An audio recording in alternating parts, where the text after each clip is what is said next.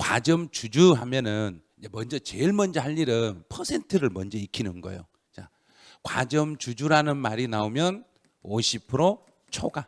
자, 50% 초과. 50% 초과. 그러면 이제 시험 볼 때 50%인 주주를 말한다. 틀렸죠. 거기에 25회 때 시험에 나온 거예요.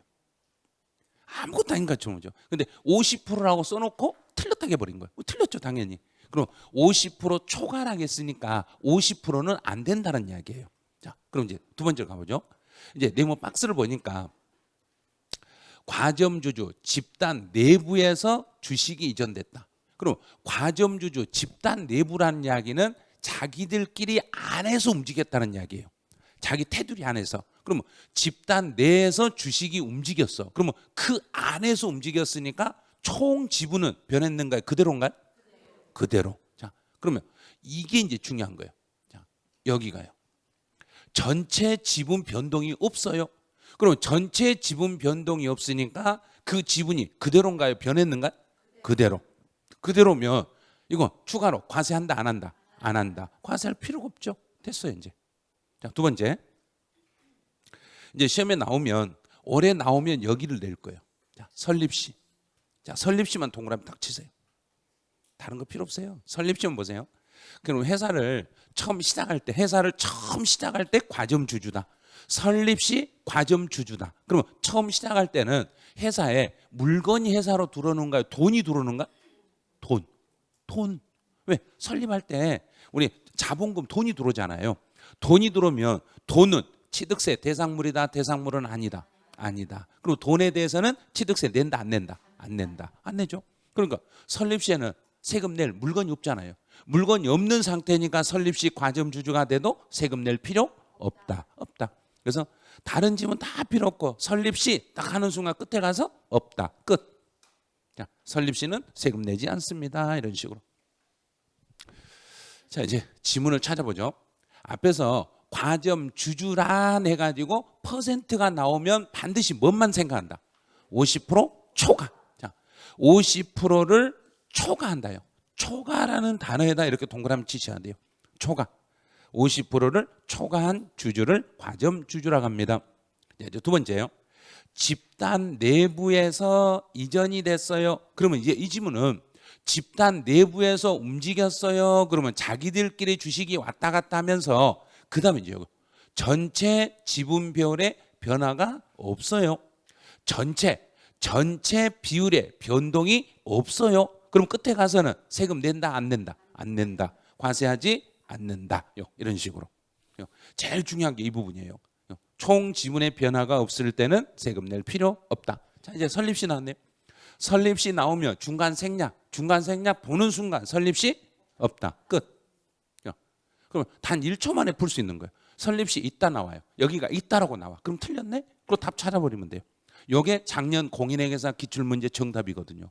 올해는 안 나왔는데 이게 작년에 나왔고 우리 시험은 작년에 안 나왔어. 그럼 올해는 설립시 딱 나오는 순간 끝에 가서 없다. 세금 안 낸다.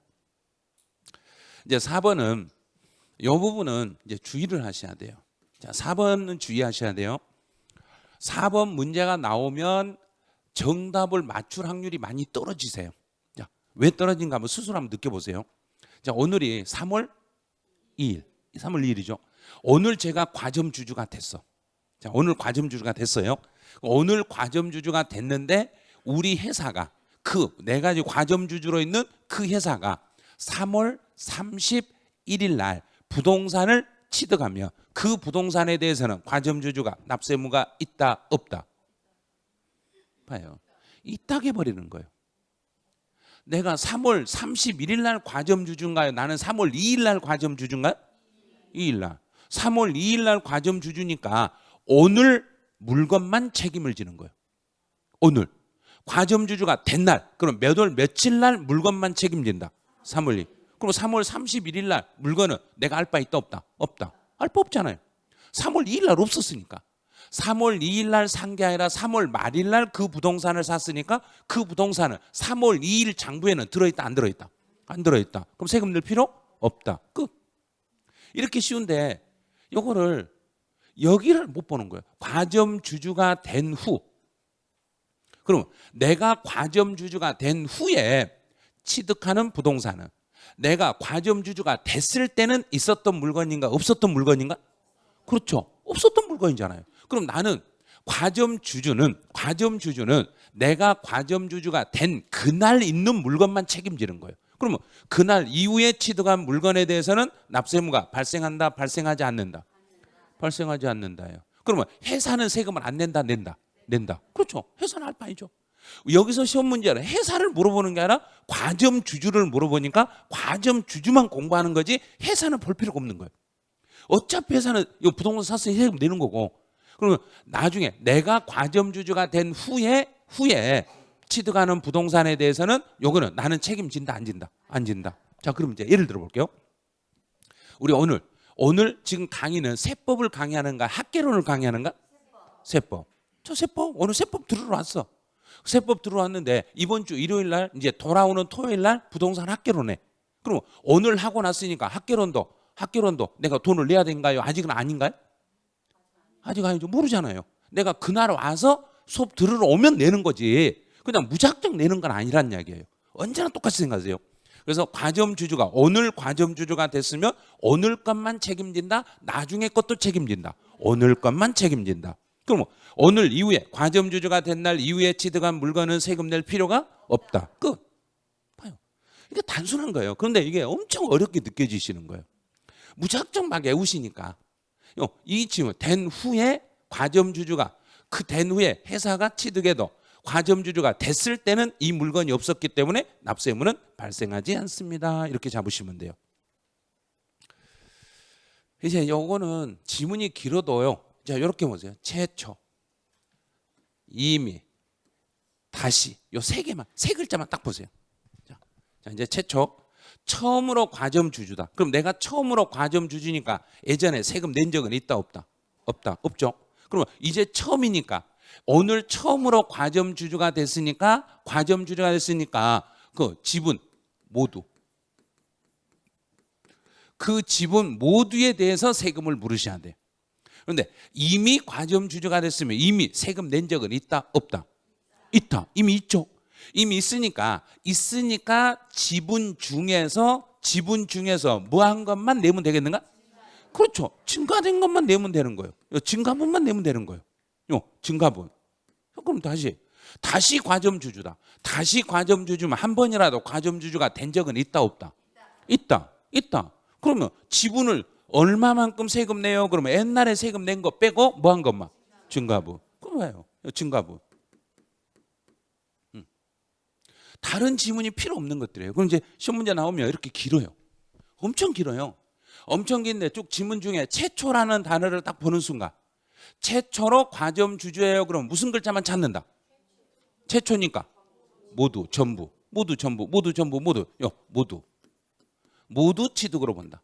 그러면 내가 오늘 예를 들어봐요. 자, 그림 그릴 필요 없어요. 이제 법인을 설립할 때 설립시는 40%였어. 그럼 이 사람은 과점주주다, 과점주주 아니다? 아니다. 자, 여기서 취득을 했어. 주식을 취득해가지고 60%가 됐어. 그럼 과점주주다, 과점주주는 아니다? 과점주주다. 그러면 최초로 과점주주다, 이미 과점주주다? 최초로. 최초, 처음이잖아요.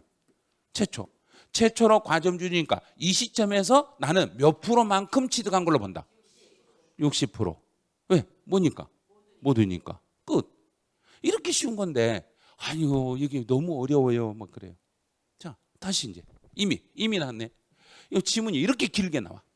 이미라는 단어가 나오면 지문이 무지무지 길어도 다른 거 볼 것 없이 증가분, 증가된 지분,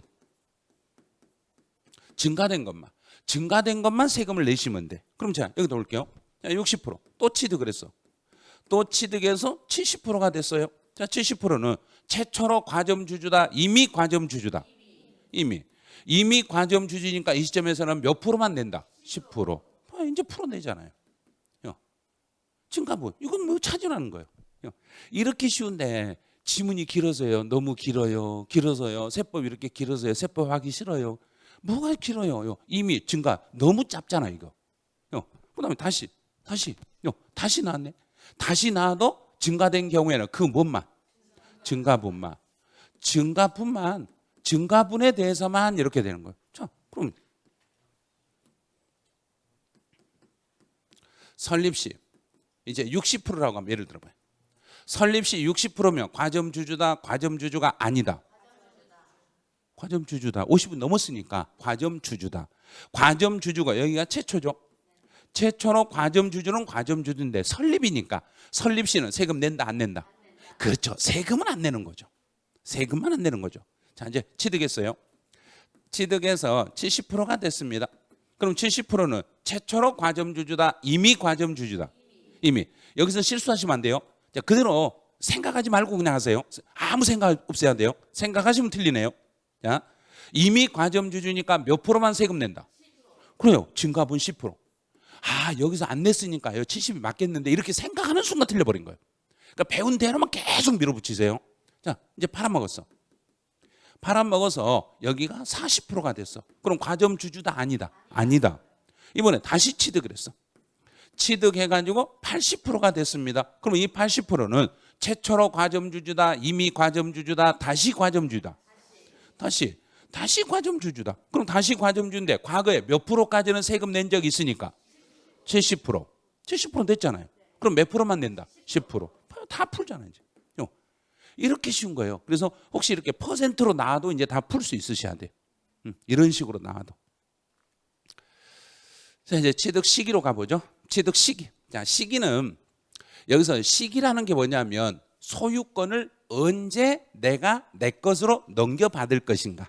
취득은 소유권. 소유권에 대한 내가 소유권을 주장할 수 있는 처음 날짜가 언제부터인가. 자, 여기서 시기라는 것은 첫날이라는 뜻이에요. 첫날. 소유권을 주장할 수 있는 첫날. 그럼 돈을 줬다. 내가 돈 주고 물건을 사면 계약금, 중도금, 잔금이 있으면 언제부터 내가 소유권을 주장한다? 잔금. 그러면 잔금은 잔금인데 계약서상의 잔금이다, 사실상 잔금이다. 오, 사실이네요. 사실상 잔금 지급일이다. 사실상 잔금을 지급한 날이에요. 그런데 이제 사실상 잔금 지급을 확인할 수 있는 자료를 제출하지 않았네요.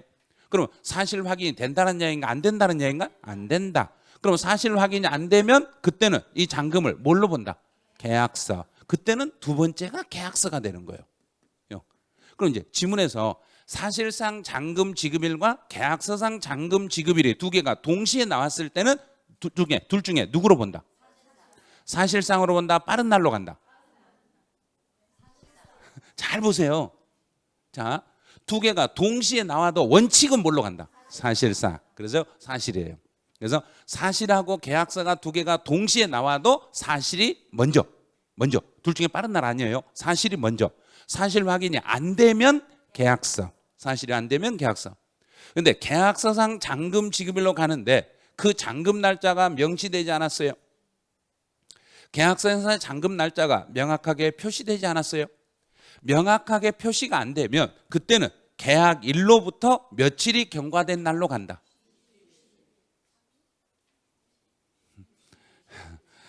잘 모르면 여기다가 동그라미 쳐놓고 주의 표시해놔야 되겠죠.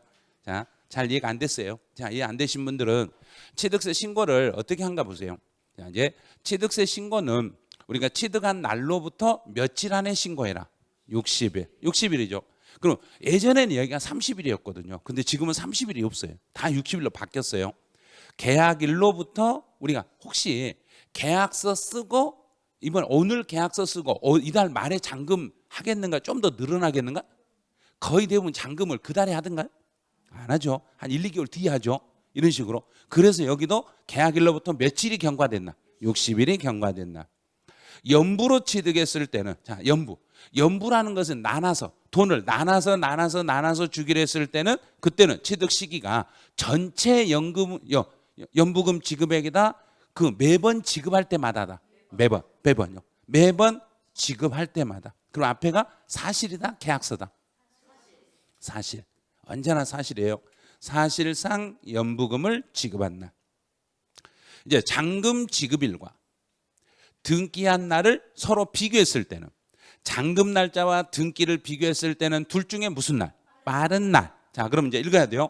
잔금 지급일 전에 등기를 했으니까 잔금이 빠르다, 등기가 빠르다. 등기. 그래서 등기일로 이렇게 가는 거예요. 자, 이런 식으로.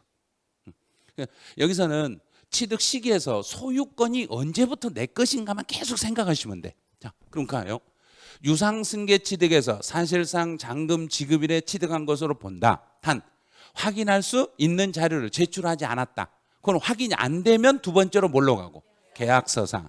그런데 계약서상의 잔금 날짜가 명확하지 않으면 계약일로부터 60일이 경과된 날로 가겠습니다. 이런 식으로 지문이 나와요.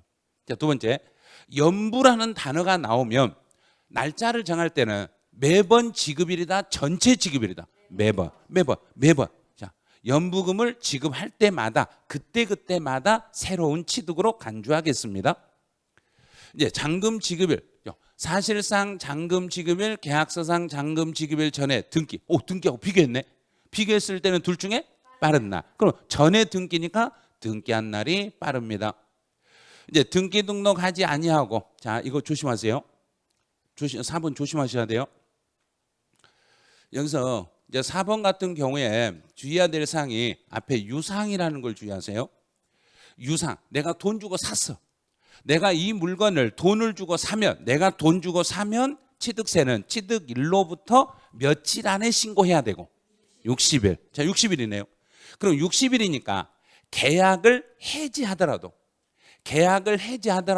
며칠 안에 해지해버리면은 그때는 세금 안 내도 된다. 60일. 똑같아. 자, 60일 이내에 해지하면 돼. 여기 60일이에요. 그런데 단, 이제 시험은 60일이 시험에 내는 거 아니에요. 60일을 내는 게 아니라 내가 물건을 사가지고 60일 안에 반품을 하더라도 그 물건에다가 이름을 쓰고 반품해라. 이름 쓰지 말고 반품해라. 쓰지 말고. 그럼 이제 여기가 이제 시험 문제 나오는 거예요. 여기를 시험 문제 내는 거예요. 등기 등록하지 아니하고. 등기나 등록을 이행했더라도 이렇게 나와요. 등기 등록을 이행했더라도 그러면 등기가 돼버렸으면 반품이 된다 안 된다? 안 된다. 그래서 등기가 안 된 상태에서 유상으로 산 사람은 며칠 안에만 반품해라. 60일 안에 반품해라. 그러면 취득으로 본다 안 본다? 안 본다. 이게 뭐하고 연결되냐면 상속을 받아가지고 상속 개시일로부터 상속 받았어요. 그런 상속을 받고 상속인들이 다시 명의를 지분을 재분할할 때는 몇 개월 안에 재분할하라 했던가? 6개월. 왜냐하면 상속받은 건 취득세 신고를 몇 개월 안에 해야 되니까 6개월. 그래서 6개월인 거예요. 여기는 돈 주고 샀으니까 며칠 안에 신고해야죠. 60일. 하나 잡았어요. 이제 60일 안에 신고해야 되니까 60일 안에 돌려주면 돼요. 그러면 취득이 아니에요. 하나 잡았어요. 이제 무상으로 가보죠. 상속을 받았을 때는 상속 개시일. 자, 이제 주의할 거. 증여를 받았을 때는 증여? 여기는 계약일이 되는 거예요. 취득세에서는 계약일이에요. 그런데 우리 증여세에서 증여세 성립의 시기는 증여 재산을 받은 게 아니라 취득했을 때.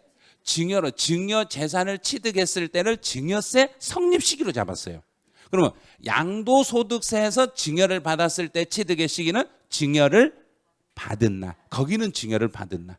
자, 여기도 계약일, 등기일. 계약일하고 등기가 서로 비교됐을 때는 둘 중에 빠른 날. 그러면 전에 등기했으니까 등기한 날입니다. 이렇게. 이제는 무상승계취득이에요. 무상. 자, 무상은 상속과 증여 중에 상속하고 증여 중에 반품이 가능한 건 상속이다, 증여다.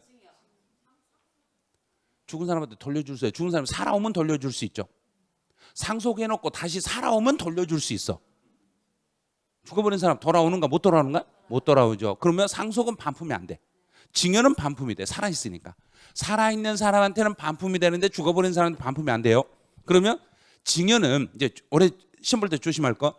증여를 받았을 때는 60일 안에 신고한다. 3개월 안에 신고한다. 6개월 안에 신고한다. 자, 증여를 받았을 때는 3개월이다. 6개월이다. 3개월. 상속은 6개월. 구분 반드시 하셔야 돼요. 상속을 받으면 6개월. 증여를 받으면 3개월. 대신에 받은 날로부터 판단하는 게 아니라 그달 말일로부터. 자, 그럼 이제 무상이죠. 무상 중에서 계약해제는 반품.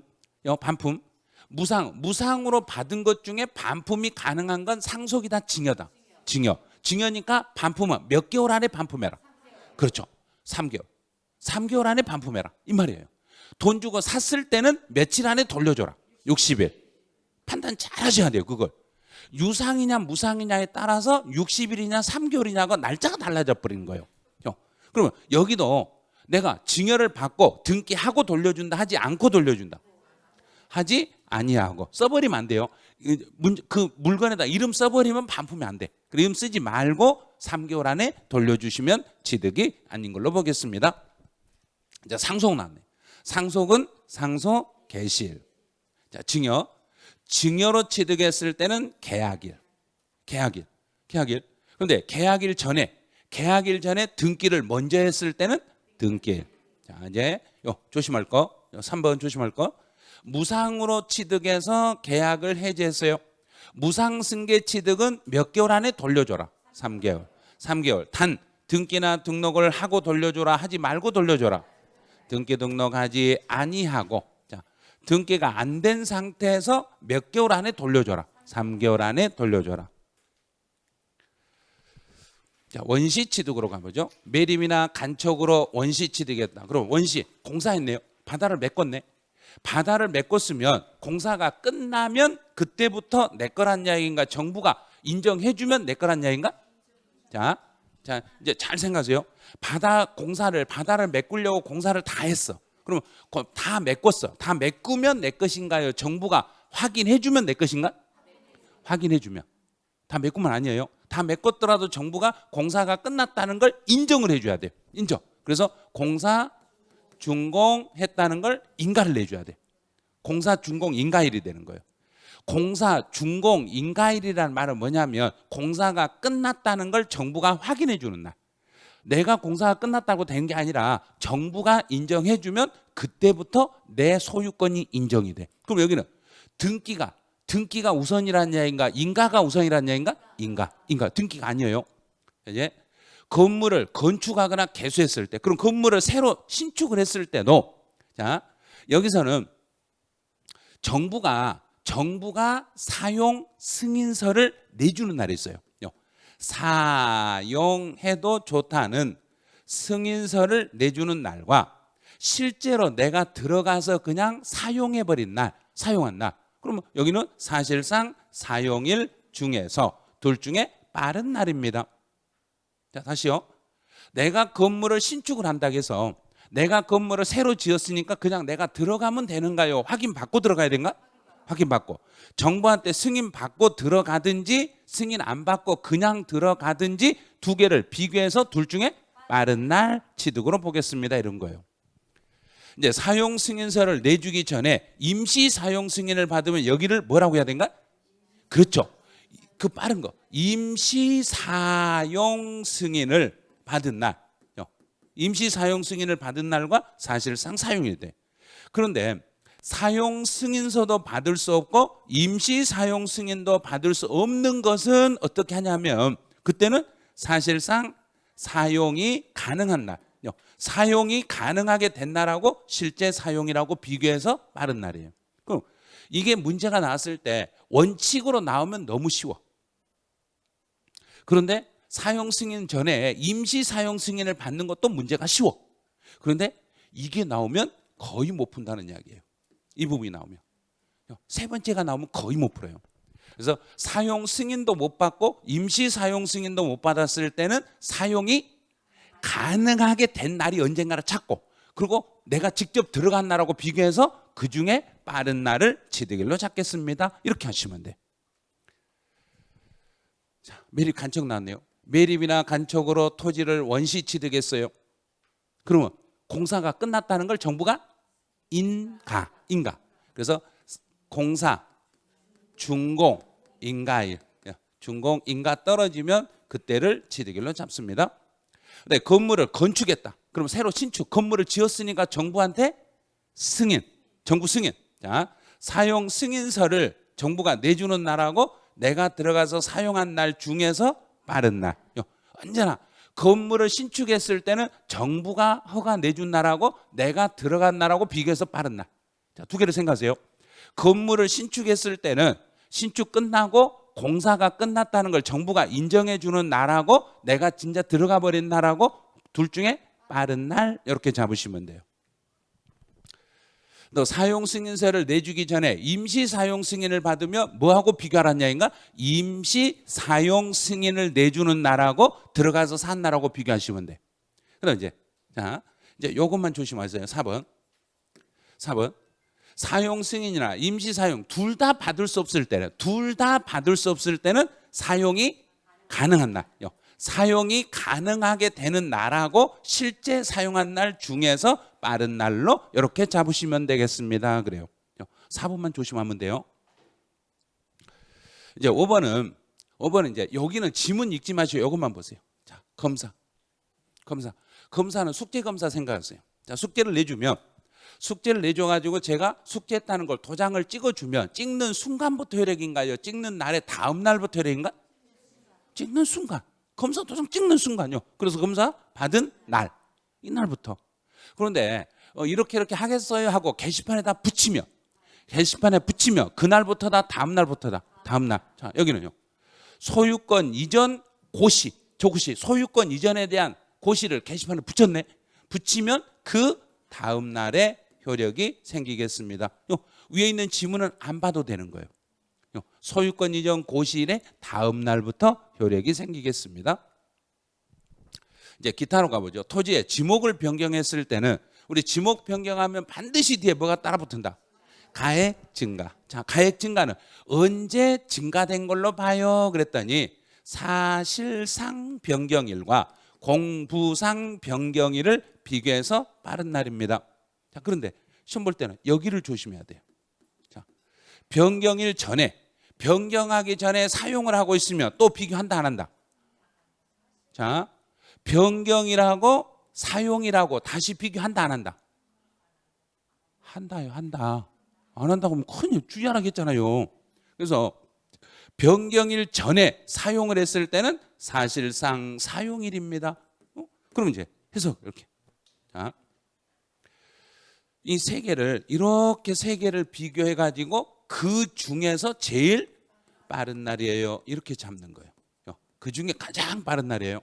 그래서 변경일 전에 사용하고 있으면 변경하기 전에 이미 사용하고 있으면 변경이 먼저다, 사용이 먼저다? 사용이 먼저입니다. 자, 이제 재산 분할이네. 재산 분할은 취득세 낸다 안 낸다? 자, 이것부터 해결하셔야 돼요. 재산 분할로 내가 재산 분할을 받으면 나는 취득세를 낸다 안 낸다? 자, 낸다 안 낸다? 재산 분할, 돈이 아니라 재산을 분할했다니까요.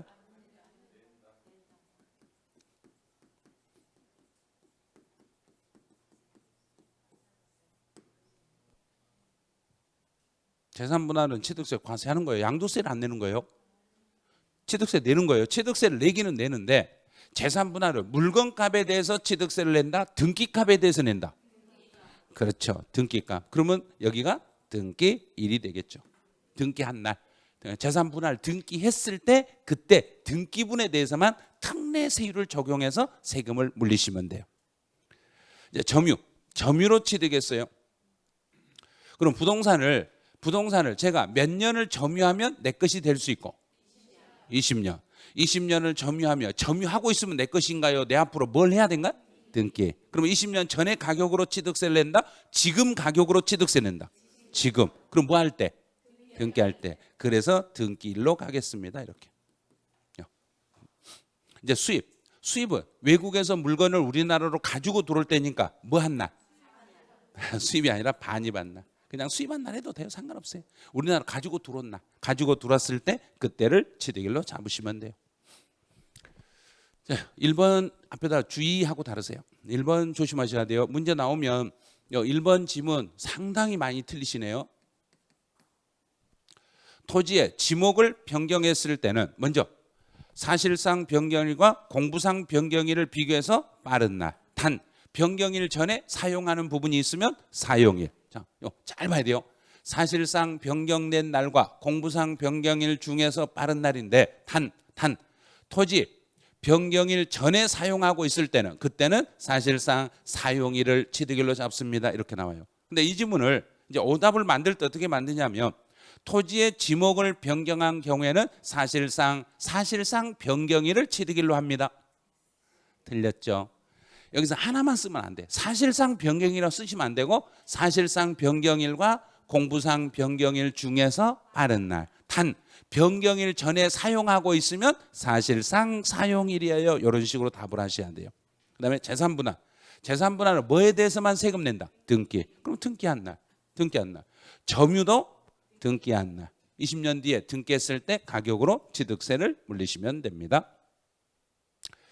여기까지 해서 이제 취득 시기가 끝나. 취득 시기는 매년마다 어떻게 시험에 나오냐면 기출문제를 잘 보셔야 돼요.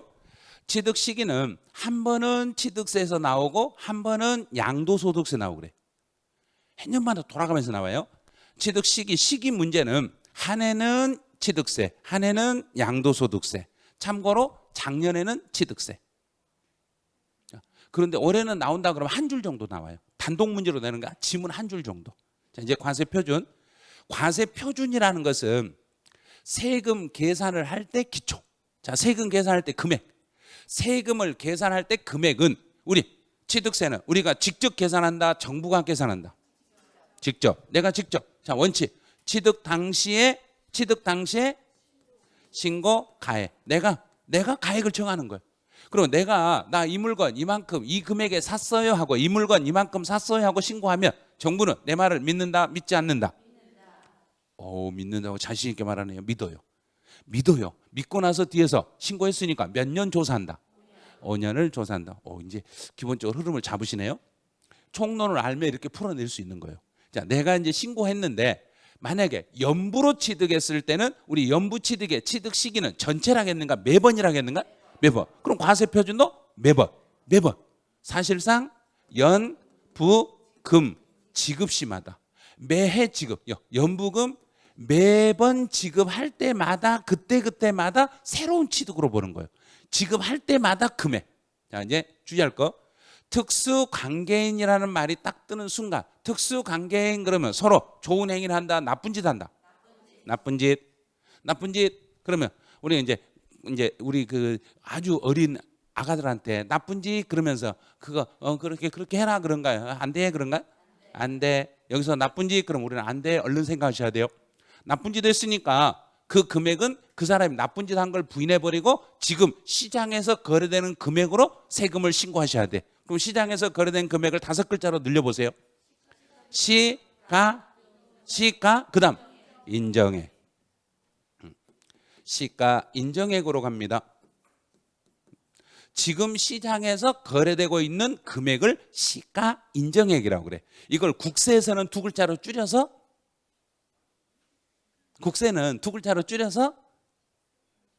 시가. 국세에서 시가라고 쓰니까 지방세에서는 서로 차이를 두기 위해서 시가 인정액 이렇게 쓰고 있는 거예요. 근데 부당행 계산부이다. 그럼 부당행이라는 것은 좋은 짓인가요? 나쁜 짓인가요? 나쁜 짓. 그럼 얼마만큼이 나쁜 짓인가 보죠. 제가 이제 시장에서 거래되는 금액하고 지금 특수관계인하고 거래한 금액으로 금액적으로 얼마가 이상이 차이가 나면 나쁜 짓이다. 3억. 자, 금액으로 3억 이상 차이가 나면 나쁜 짓이에요. 3억 이상 차이가 안 났더라도 시가 인정액의 몇 프로 이상 차이가 나면 나쁜 짓이다. 5%. 자, 둘 중에 하나예요. 3억 이상 차이가 나거나 5% 이상 차이가 나면은 둘 중에 하나에 해당되면 그냥 나쁜 짓이에요. 자, 이렇게 나쁜 행위를 하면은 그 금액을 인정한다, 부인해 버린다. 부인한다. 안 돼. 부인하고 뭘로 다시 계산한다? 시가 인정액으로 다시 계산하겠습니다. 이제 취득 당시에 내가 신고한 금액으로 가고 연부로 취득했을 때는 매번 지급된 금액으로 가는데 이제 2번 가보죠. 취득 시기를 기준으로 자, 이제 취득 시기를 그 이전에 해당 취득하기 위하여 그랬네요. 취득하기 위해서 지급한 돈이 있으면 자, 내가 그 물건을 취득하기 위해서 돈을 지급했으면 직접 들어간 돈만 취득 가격으로 신고해라. 간접 들어간 것도 신고해라. 자, 직접 간접, 직접만 신고해라. 간접도 신고해라. 자, 정부 입장을 생각하세요. 우리 국민들에게 어떻게든지 세금을 조금 받을 생각한다, 많이 받을 생각한다. 자, 많이 받을 생각하니까 직접 비용이든 간접 비용이든 모두 더해가지고 신고하세요. 그런 거예요. 그래서 여기서는 여기를 조심하세요. 직접적인 비용이든 간접적으로 들어간 비용이든 간접적으로 들어갔어도 무엇 하기 위해서 들어간 돈이라면, 그렇죠. 취득하기 위해서 들어간 돈이라면 전부 취득 가격에다 잡아 넣으셔야 됩니다. 자, 지금부터 이제 연습해 볼게요. 특수 관계인 간 거래. 특수 관계. 나쁜 짓 그랬네요. 그러면 나쁜 짓 했으니까 그걸 인정한다, 인정하지 않는다. 나쁜 짓 했으니까 그 계산한 것을 인정되는 경우에는, 나쁜 짓으로 인정이 되는 경우에는 그걸 부인해 버리고 뭘로 다시 계산한다. 그렇죠. 시가 인정액으로 다시 하겠습니다. 이렇게 가는 거예요. 자, 이제 부정한 행위 나왔네요. 특수 관계인하고 거래에서도 부정한 행위라는 것은 금액으로 봤을 때는 얼마가 넘어야 되고 3억 이상 돼야 되고, 시가 인정액의 퍼센트로 몇 퍼센트 이상이 돼야 되고 5% 이상이 되면 이런 행위를 나쁜 행위라고 하겠습니다. 그래요. 이제 작년 시험이 여기서 한 줄이 나왔어요. 작년 시험이 이게 딱 한 줄 나왔어, 한 줄. 이게 이제 간접적인 비용인데 건설 자금 이자. 그럼 건설 자금 이자는 잘 모르겠으면, 자, 건물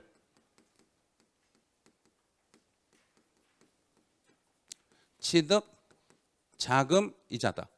이렇게 읽으면 돼요.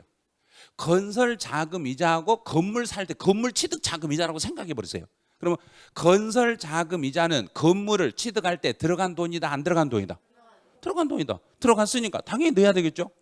당연히 내야 돼. 그런데 예외적으로, 자, 예외가 있어요. 예외적으로 개인들이 부담한 건설 자금 이자는 빼줘요. 자, 그러면 이자는 이자.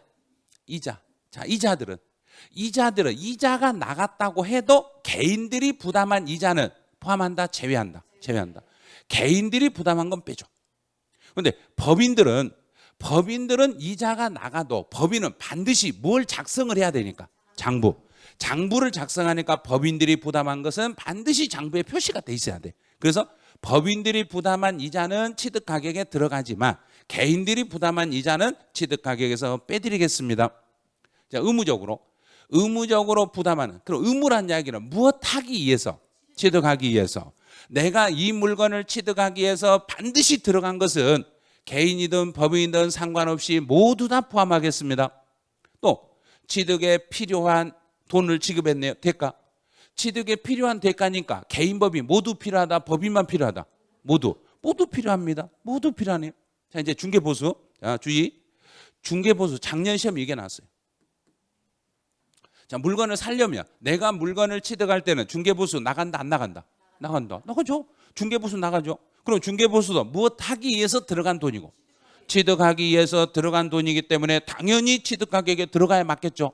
그런데 정부가 예외적으로 개인은 봐드리겠습니다. 근데 이미 작년 시험에 나와버렸어요. 자, 그다음 이제 채무인수에, 자, 취득 대금 이외에 채무자, 취득자가 부담한 거. 그럼 내가 그 물건값 이외에 추가로 취득자가 부담하기로 했으니까, 이거는 부담하기로 약속을 했으니까 개인이든 법인이든 약속했으니까 취득 가격에 들어간다, 안 들어간다? 들어간다. 자, 이제 주택 채권 매각 차손. 자, 이 채권을 팔아서 손해 본 것은, 내가 이 채권을 사고 싶어서 샀는가, 정부가 나한테 떠넘겼는가? 정부가 나한테 살아계서 내가 손해보고 팔았으면 이 비용은 취득 가격에 들어간다, 안 들어간다? 들어간다는 걸 조심하세요. 이것도 취득하기 위해서 이 돈이 들어갔기 때문에 반드시 이게 들어가요. 그럼 이제 문제 낼 때 이제 남은 거 여기예요. 자, 요걸 냈을 때 많은 분이 틀려요. 이거는 매각 차손이니까, 요거는 손해봤으니까 취득 가격에 안 들어가야 되지 않냐 이래요. 그것도 그 비용, 손해본 만큼 돈이 취득할 때 나간 돈이기 때문에 취득 가격에 포함하겠습니다. 그래요. 근데 광고 선전비는 취득할 때 들어간 돈이다 아니다? 광고는 살려고 하는가 팔려고 하는가? 팔려고. 그럼 취득하고 아무 상관없죠. 전기를 이용하고 부담하는 거. 전기 이용하고 부담하는 건 사용료니까 아니죠. 또 취득 물건과 별개, 취득하고 아무 상관없이 지급했으니까 제외. 자, 그다음에 이제 조심할 거. 부가가치세. 자, 여기 조심해야 돼요. 부가가치세는 조심을 해줘야 돼요. 자, 부가가치세라는 것은 내가 물건을 살 때, 물건을 내가 사면 내가 물건을 산 사람이 부가가치세를 내는가요? 상대방한테 줘가지고 그 사람이 대신 내는가? 그 사람이. 왜? 간접세니까. 내가 부가가치세, 우리 슈퍼에서 물건 살 때 부가가치세는 내가 은행에 갖다 낼게요. 그럼 슈퍼 주인이 네 그렇게 하세요 그러던가? 절대 안 하죠. 저 주시면 제가 알아서 전달할게요 이런 거예요. 그래서 부가가치세는 요거는 세금이고 물건값이 아니기 때문에 취득가격에 들어간다 안 들어간다? 안 들어간다는 걸 주의하셔야 돼요. 부가가치세는 안 들어가. 자, 할인을 받았네. 자, 물건을 살 때 제가 100만 원짜리 물건을 사는데 100만 원짜리 물건을 사는데 오늘 10% 할인해서 90만 원 주고 샀어. 그럼 나는 취득 가격이 얼마다? 90만 원. 그럼 할인받은 할인액은 들어간다 안 들어간다? 안 들어간다. 할인액은 제외하겠습니다. 이런 식으로. 자, 지문으로 보면 금방 풀 수 있어요. 자, 이자 나왔죠? 이자는 원칙은 포함한다 제외한다? 포함한다. 원칙은 포함한다. 원칙은 포함한다. 원칙은 포함하는데 누구만 빼준다? 개인만. 꼭 봐야 돼요. 개인이 아닌 법인이 아닌 자. 그럼 개인들은 제외한다. 올해 시험이 이렇게 앞에 뒤에 연결되는 걸 잘 봐야 돼요. 건설 자금 이자는 법인인 경우는 포함하지만 개인인 경우는 제외합니다. 단서가 있는 걸 잘 보셔야 돼요. 그다음 이제 두 번째는 앞에 지문을 읽으면 안 돼요. 끝에만 오세요. 의무적으로 부담하는 비용입니다. 의무적. 그러면 무조건이죠. 의무적으로 부담했으니까 포함합니다. 이제 3번. 취득에 필요한 대가예요. 취득에 필요한 대가니까 이것도 포함합니다. 또 여기 이자 나왔네. 이자는 원칙은 포함하지만 누구는 빼준다? 개인. 법인이 아닌 개인은 제외시켜준다요. 단서가 있는 걸 꼭 앞뒤 연결해 주실 거. 그다음 이제 중개보수. 중개보수도 원칙은 포함인데 법인이 아닌 개인들이 부담했을 때는 제외. 취득 대금 이외에 취득자가 부담하기로 한 취득자 부담액과 채무 인수액은 요거 물건을 사는 사람이 부담하기로 했으니까 당연히 포함됩니다. 그다음 7번. 주택 채권을 매각해서 손해봤네. 채권을 샀다가 미리서 팔면서 손해보고 팔았으면 손해본 것은 포함이다 제외다? 포함. 광고 선전비는 제외. 광고 선전비는 포함되지 않는다. 포함되지 않아요. 그다음에 이제 전기를 사용하고 부담하는 것은 제외. 부가가치세 제외. 10번 조심하셔야 돼요. 그다음 이제 일정액 할인을 받았으니까 약정 옛날 그 총 금액으로 한다. 할인된 금액으로 한다. 할인된 금액이 이 말이 뭐냐면 약정액에서 할인액을 뺀 금액을 할인된 금액이라고 그래요. 그러면 할인액은 취득 가격에 포함이다 제외다? 제외다. 그래서 할인액은 제외됩니다. 이런 식으로. 이제 상속으로 가보죠. 상속으로 취득했을 때는 이제 작년 시험은 여기에서 한 줄이 나왔어요. 이 지문에서 한 줄을 문제를 냈는데 그 이쪽에서 정답이 나왔어요. 정답. 자, 이제 상속을 받았어. 상속을 받으면은 지금 시장 가격으로 계산한다. 정부 고시가로 계산한다. 정부 상속 어쩔 수 없으니까. 그래서 상속을 받았을 때는 시가 표준액. 근데 증여를 받았을 때는 시가 인정액. 이 두 개를 이제 뒤집어서 문제를 냈어요. 이제 올해는 이제 이렇게 내겠죠. 상속으로 취득한 경우는 시가 표준액을 과세 표준으로 하지만 증여로 취득한 경우는 시가 인정액을 과세 표준으로 합니다. 맞았죠? 이렇게 두 개를 비교해서 물어볼 거예요. 앞에 거 하나, 뒤에 거 하나 따로따로 물어보는 게 두 개를 연결해서 물어볼 거예요. 그런데 시가 표준액이 1억이 안 된 부동산을 증여했네. 시가 표준액, 정부 고시가로 1억도 안 되면 시가 인정액과 시가 표준액 중에서 둘 중에 누가? 납세자가 본인이 정하는 거예요. 납세자 본인이 정하는 거지. 둘 중에서 높은 거 그러면 안 돼요. 납세자가 선택합니다. 이거 시가 인정액을 해도 되고 시가 표준액 해도 되고 납세자가 아무거나 선택하시면 돼요. 자, 이제 부담부 증여. 부담부 증여는 채무 인수는 유상이다, 무상이다. 유상. 그러면 유상 승계 취득으로. 유상 취득으로 봐서 세금을 물리면 되고 채무 인수 이외는 증여. 증여 취득으로 봐서 무상 취득으로 봐서 세금을 물리시면 돼요. 이제 원시. 원시 취득은 원시 하면은 생각나는 게 뭐 있는가? 건물 신축. 건물 신축. 새로 건물을 지었어. 그럼 나 이 건물 신축할 때 얼마 돈 들어갔어요? 그러면 정부가 네 알겠어요 그런가요? 아 잠깐만요 그런가요? 네 알겠어요 그래요.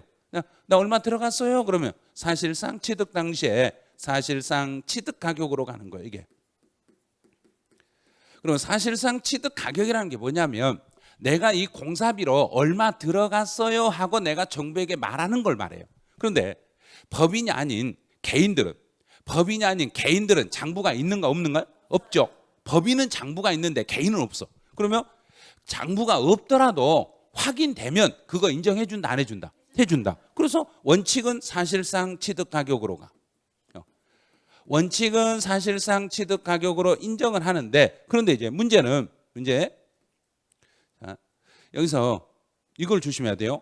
사실상 가격 확인이 불가능하다. 확인이. 그러면 개인들은 장부가 없어가지고 나 공사비 이만큼 들어갔어요 그랬는데 정부가 확인이 안 되네. 확인이 안 되면 옆집 공사비 내역서를 확인한다. 정부 고시가로 간다. 정부 고시가. 옆집가로 가면 안 돼요. 옆집 공사 안 했을 수도 있어요. 그래서 이때는 취득 당시에 시가 그래요. 표준액으로 가요. 무조건 확인이 안 되면 시가 표준액. 꼭 기억하셔야 돼요. 확인이 안 되면 시가 표준액. 확인되면 확인된 금액. 자, 그럼 이제 상속. 상속에 대해서는 취득 당시 시가 표준액. 상속은 시가 표준액. 만약에 증여를 받았을 때는 시가 인정액. 시가 인정액으로 가요. 이제 3번 같은 경우에 시가 표준이 금액이 얼마가 안 된 걸 증여받았을 때는 납세자가 정할 수 있다. 1억. 1억 이하. 1억 이하. 그러면 1억짜리는 납세자가 정할 수 있다 없다?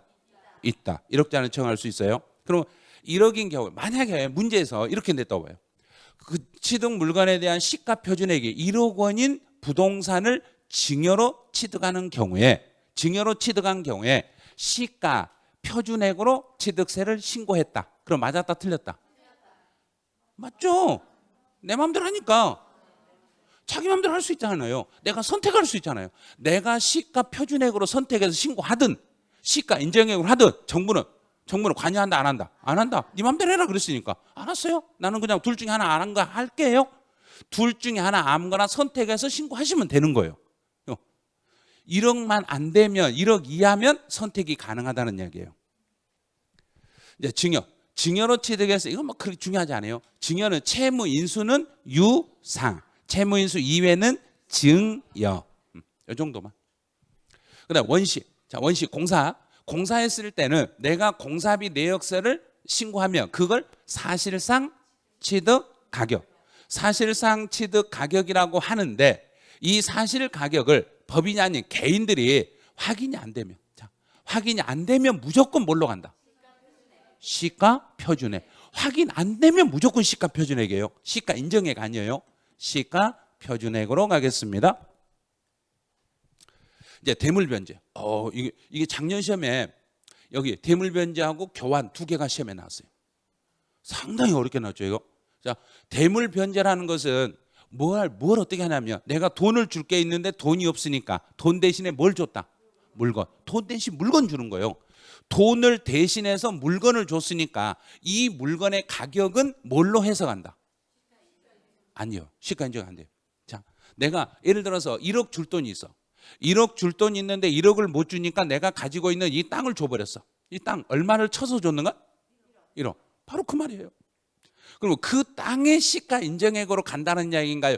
내가 대물 변제액으로 간다는 이야기인가? 그렇죠. 바로 그 말이에요. 그래서 내가 줄 돈이 있는데 그 돈을 대신해서 물건을 줘버리면 이 물건 값은 그 돈이란 이야기예요. 그 돈만큼을 물건으로 줬을 거란 이야기예요. 그래서 대물 변제액으로 가는 거예요. 그런데 문제는 대물 변제액하고 시가 인정액을 비교했을 때 둘 중에 큰 걸로 간다, 적은 걸로 간다. 자, 정부는 어떻게든 세금을 더 받으려 한다, 적게 받으려 한다. 그럼 적은 걸로 간다, 큰 걸로 간다. 아니, 세금을 더 받는다니까요. 그러니까 예를 들어서 대물 변제액이 10억이요.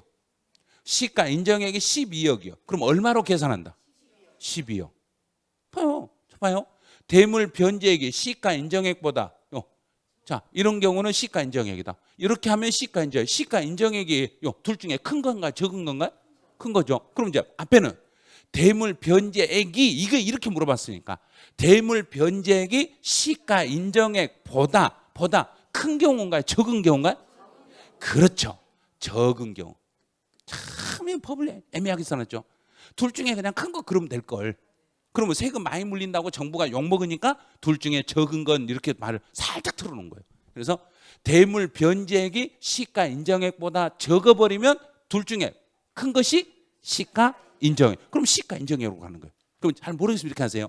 대물 변제액하고 시가 인정액을 비교했을 때는 둘 중에 큰 걸로 간다, 적은 걸로 간다. 큰 걸로 간다. 둘 중에 큰 거. 큰 거매요. 요거 큰 거매요. 자, 교환은 이전 받은 것과 이전하는 것. 자, 이전 받은 것과 이전하는 것 중에서 뭐 한 거? 큰 거.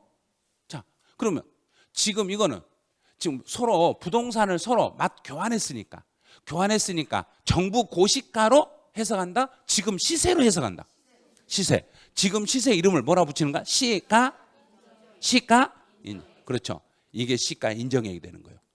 시가 인정액으로 서로 교환하는 거예요. 그래서 작년 시험은 이걸 시가 인정액이라 시가 표준액이라고 시험 문제를 내놨어요. 여기를요. 그래서 교환을 할 때는 지금 내 부동산하고 상대방 부동산을 교환할 때는 정부 고시가로 교환해라. 지금 시세로 교환해라. 시세로. 둘 중에 더 높은 걸로 가격을 잡아라. 낮은 걸로 잡아라. 높은 걸로 잡아라. 정부는 어떻게든지 국민을 뭘로 생각한다? 세금 내는 기계로 생각한다. 이러면 돼요. 그러면 세법이 다 풀려요. 자, 양도 담보. 자, 제가 누군가에게 담보를 제공한 이유는 그 사람한테 뭘 했으니까 담보로 제공하는가? 돈을 빌렸으니까. 예를 들어 빌린 돈이 10억이 있어. 자, 10억이 있어요. 10억 빌렸는데 그러면 상대방은 내가 10억을 빌리고 돈을 못 갚을 걸 대비해서 얼마짜리 담보를 잡히라는가? 10억. 10억짜리 담보를 잡혀라. 자, 그러면 담보로 잡혀놓고 내가 돈을 못 갚으면 그 10억짜리 물건을 정부가 그 사람이 가져가 버린다, 안 가져간다? 가져가 버리죠. 그럼 그 물건을 그 사람이 가져갔으니까 그 사람은 취득세 안 낸다, 안 낸다? 낸다. 얼마에 대해서? 10억에 대해서. 그럼 됐죠. 그래서 양도 담보도 뭐가 원칙이라는 얘기인가? 채무. 그런데 채무는 10억인데 그 부동산의 가격은 12억이네. 그럼 둘 중에 뭐 한 걸로? 높은 거. 그러면 채무액이 시가 인정액보다 뭐 하면은 시가 인정이다. 그렇죠. 반대로 써놨죠. 이렇게. 채무액이 시가 인정액보다 적으면 시가 인정이 더 높았으니까 시가 인정액으로 가겠습니다. 이런 식으로. 자, 대물 변제 딱 나왔어. 그럼 대물 변제 나오면 원칙은 대물 변제액이다. 단 대물 변제액이 시가 인정액보다 이 가로한 경우에는 시가 인정액이다. 둘 중에 시가 인정액이 아니죠. 대물 변제액이 적은 경우. 대물 변제액이 이것보다 적은 경우. 자, 그럼 여기다 숫자를 얼른 넣어봐. 10억하고 12억이면 시가 인정액으로 가라는 소리는 대물 변제가 컸을 때다, 적었을 때다. 그렇죠. 적었을 때 이렇게. 그다음에 교환도. 교환할 때는 지금 시세로 교환한다. 정부 고시가로 교환한다. 시세. 정부 시세. 시가 인정액. 둘 중에 높은 건 낮은 거.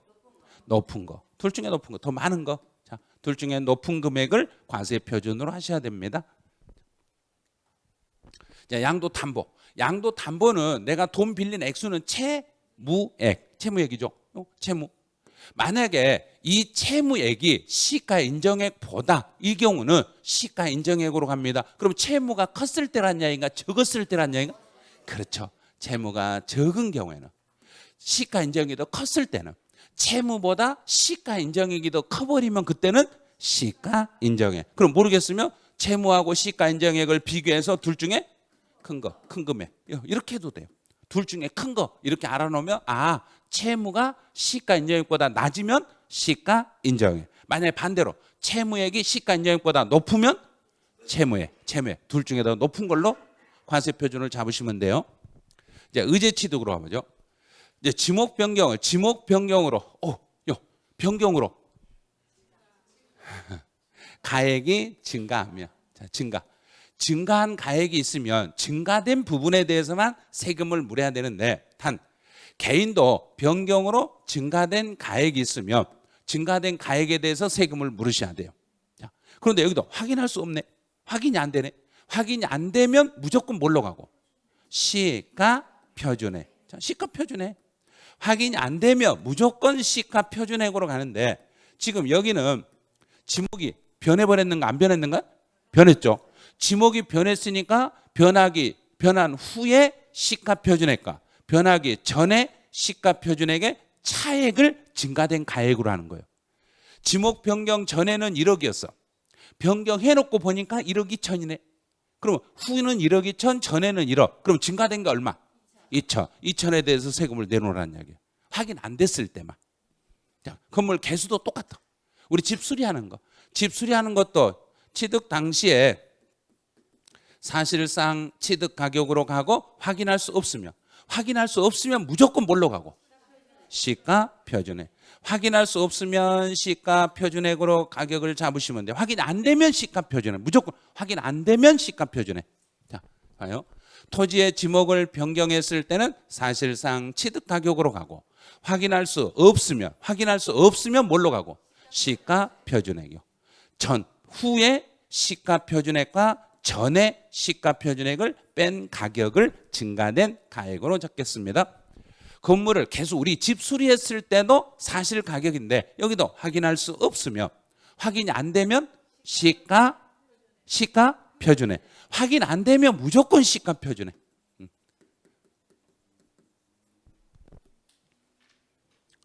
이제 시가 표준액으로 한번 가보죠. 시가 표준액이라는 건 정부 고시가를 말해요. 토지에 대해서는 개별 공시지가.